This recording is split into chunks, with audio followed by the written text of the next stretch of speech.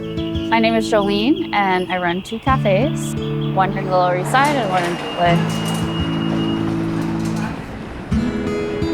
Today we're at Georgie's Cafe. This is the second cafe I've opened in the past 2 years in Vital Climbing Gym.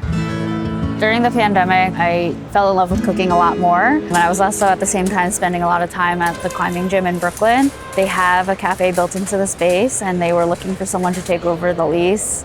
And I just sent them an email, and for some reason they picked me. I opened Bivvy 2 years ago, and Georgie's opened this past November. Georgie's is a Hong Kong-inspired cafe. My parents both immigrated here from Hong Kong when they were young. My dad grew up right here in the Lower East Side, and this place is just really an homage to his upbringing. It combines all of these really familiar and nostalgic Hong Kong treats and drinks, but also has a little bit of a Jewish and Italian influence just because of his love for Bialys and Italian heroes and things like that growing up. So I really wanted to name it after my grandma, but my parents were like, oh, I don't know if she would love that just because we serve alcohol. She's very traditional, very conservative. So I decided to call it Georgie's because that's what she would call my dad, Georgie.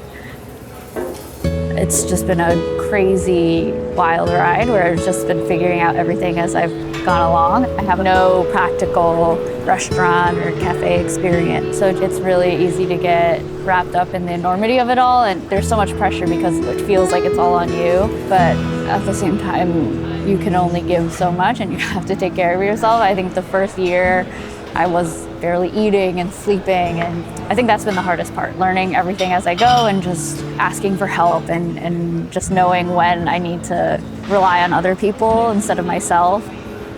All these things that you never knew anything about, like plumbing or equipment rental or stocking. How much stuff do I need to keep in the store at all times? And where do I get my coffee beans from? Where do I get my milk from? All these little things that no one ever really thinks about until you have to do it, and then you get suddenly so familiar with it. You have to wear so many different hats that I didn't anticipate having to wear. There's always so many things happening at once.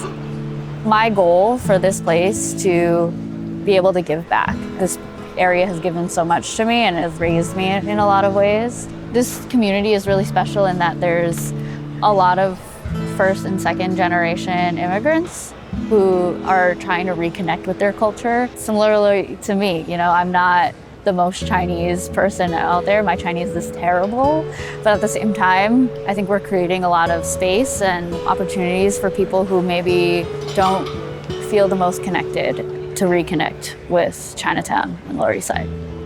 We are doing community markets quarterly, and marketplaces are really important for me just because that's how I got my start. So we offer the space for free for people to just see if there's a market for their products and just to be able to engage with people and practice their sales pitch and see if they like doing what they're doing. So being able to kind of serve the community in that way and create events and programming has been really special. Climbing and owning a business are one and the same, I think, in that they're both very individual activities, but at the same time, when you're on the wall, you can have so many people behind you, cheering for you, rooting for you, giving you pointers about what they think you should do next. That's been really very much my journey, and the people that I've met in this community have been amazing. Climbers are very close-knit and people really care about each other here, and I've gotten so much closer to people than I ever thought I would have in starting a cafe.